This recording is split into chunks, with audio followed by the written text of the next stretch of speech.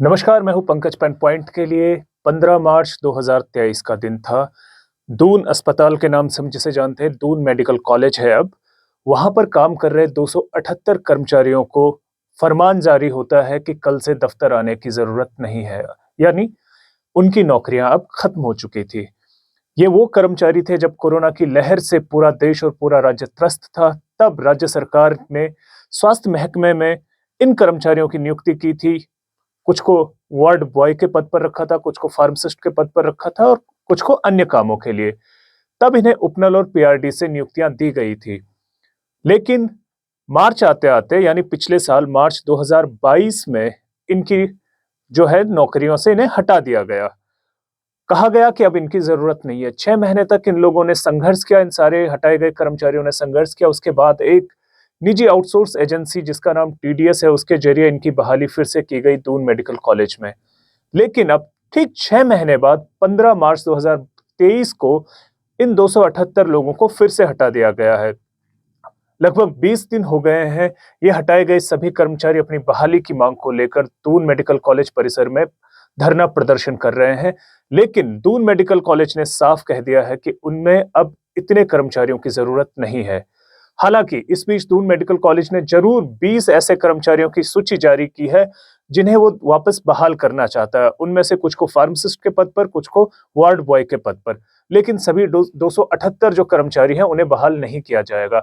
इस पर भी कर्मचारी सवाल उठा रहे हैं। वहीं स्वास्थ्य मंत्री से जब इन्होंने अपनी मांग स्वास्थ्य मंत्री के सामने रखी तो स्वास्थ्य मंत्री ने कहा कि जल्द ही इन्हें बहाल कर दिया जाएगा।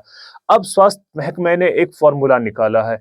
इन सभी कर्मचारियों को राज्य भर में जहां जहां पद रिक्त है, उन रिक्त पदों के सापेक्ष नियुक्ति देने की तैयारी चल रही है। लेकिन यहाँ एक बड़ा झोल है।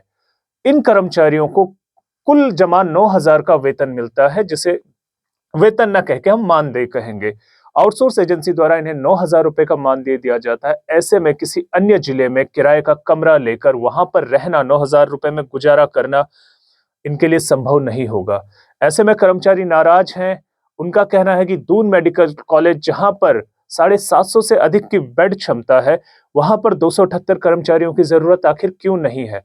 जबकि आए दिन सुर्खियां बनी रहती है कि दून मेडिकल कॉलेज में मानव संसाधन की कमी की वजह से लगातार अव्यवस्थाएं जारी हैं। मैं यहाँ जब कोरोना की दूसरी लहर आई थी 2021 में, तब से कार्यरत हूँ। जी बताइए, पूरा प्रकरण है क्या? सर, ये पूरा प्रकरण ये है कि हम सभी कोरोना के दौरान लगाए गए थे। जब वैश्विक महामारी एक भयानक रूप ले चुकी थी, तब हमारी ज्वाइनिंग हुई थी। यहाँ पे 2020 से हमारे लोग कार्यरत हैं। उसके बाद पिछली बार हमें इन्होंने 31 मार्च 2022 को निकाल दिया था। तब हम 6 महीने तक लगातार धरने पे थे। उसके बाद 6 महीने का विस्तारीकरण ये कहकर दिया गया था कि उस बीच रिक्त पद निकाले जाएंगे और समायोजित किया जाएगा, पर ऐसा कुछ हुआ ही नहीं। 15 मार्च को फिर हमारा ये जो सेवा विस्तार था, इसको ख़त्म कर दिया गया। तब से हम आज तक लगातार धरने पे बैठे हैं। अच्छा, इससे पहले एक बार आप निकाले जा चुके हैं। 6 महीने तक आप लोगों ने प्रदर्शन किया, धरना दिया, उसके बाद आप लोगों की बहाली हुई थी। और अभी अगले पिछले 15 दिन और ये 5 दिन, 20 दिनों से आप लोग लगातार प्रदर्शन कर रहे हैं। इसके बाद आपको आश्वासन क्या मिला? क्योंकि बड़ी संख्या है, 278 कर्मचारियों की संख्या कोई कम नहीं होती है। क्या आश्वासन मिला है? सर, आश्वासन जो मंत्री जी की तरफ से वो तो यही है कि हम कर रहे हैं, रिक्त पदों पे तुम्हें भेजा जाएगा। पर एक बात जो यहाँ सामने निकल के आई है, यहाँ दून मेडिकल कॉलेज में 278 लोग थे। इन्होंने बोला हम कि हमारे पास 16 टेक्नीशियनों के रिक्त पद हैं और मेरे ख्याल से 10-12 फार्मासिस्टों के पद हैं, ऐसे कुछ करके, कि उन सबको रखा जाएगा। पर चतुर्श्रेणी का यहाँ एक भी पद नहीं है। अब उन सबको बाहर भेजा जाएगा। पहली बात तो चलो, अगर बाहर भेजा जा रहा है तो कम से कम उनको जो जिससे वो अपना मानव संसाधन चला पाए, कम से कम उतनी तनख्वाह तो दीजिए। आप उसी कंपनी को लगा के फिर 9,500 रुपये में बाहर भेजने की बात कर रहे हैं, तो ऐसे में किसका गुजारा चलेगा? यहाँ के जो लोकल लोग हैं, 9,500 रुपये में उनका चलो घर बार चल रहा था, पर 9,500 रुपये में कौन हल्द्वानी जाएगा या कौन रुद्रपुर जाएगा? तो बड़ी समस्या पैदा करके, मतलब ये कहीं ना ये डिवाइड एंड रूल की पॉलिसी खेली जा रही है। अलग अलग करके धरना समाप्त करने की साजिश की जा रही है। अभी जो आप कह रहे हैं कि चतुर्थ श्रेणी के जो पद हैं उन्हें बाहर जिलों में समायोजित किया जाएगा और मानदेय को लेकर, तो कितना मानदेय अभी दे रही है ये जो आउटसोर्स एजेंसी है? पहले जब हम पिछली बार 31 मार्च को निकाले गए थे तो उपनल और पीआईडी के माध्यम से यहाँ पे लगे थे। तो उपनल में चतुर्थ श्रेणी की जो तनख्वाह थी वो 15,000 थी। पीआरडी में 17,000 थी, पर जब हमें दोबारा रखा गया तो 9,500 रुपये में हम काम कर रहे थे, यही सोच के कि आगे सरकार कुछ सोचेगी, पर ऐसा कुछ हुआ नहीं। वही कंपनी दोबारा से रखी जा रही है। सरकार चाह रही है कि 9,500 में आप लोग जो हैं अलग अलग जिलों में समायोजित किया जाए, जिस अस्पताल में पद खाली हो, चाहे वार्ड बॉय का हो या फिर कोई भी अन्य चतुर्थ श्रेणी का। तो हालांकि बड़ा मुश्किल है 9,500 में ये अपेक्षा करना कि किसी अन्य ज़िले में जाकर आप किराए का कमरा ले, वो भी उस नौकरी में जिसमें अनिश्चितताएं भरी है। क्योंकि जैसे पहले इन्होंने बताया था कि 6 महीने के लिए पहले भी निकाले जा चुके हैं, 15-20 दिन और हो चुके हैं। तो यहाँ पर अभी कितने पद समायोजित करने की बात चल रही है? सर यहाँ पे सिर्फ ये 16 लैब टेक्नीशियन और मैंने जो बताया 10 शायद करीब फार्मासिस्ट हैं। ये पद दिखा रहे हैं हमें 2015 के, जब ये मेडिकल कॉलेज शुरू हुआ था, तब यहाँ पे ना ये बिल्डिंग थी, ना नई इमरजेंसी ओटी बिल्डिंग थी, सिर्फ आईपीडी वाला ब्लॉक था। अब 3 बिल्डिंग हो चुकी हैं, 755 बेड का अस्पताल ये दिखाते हैं।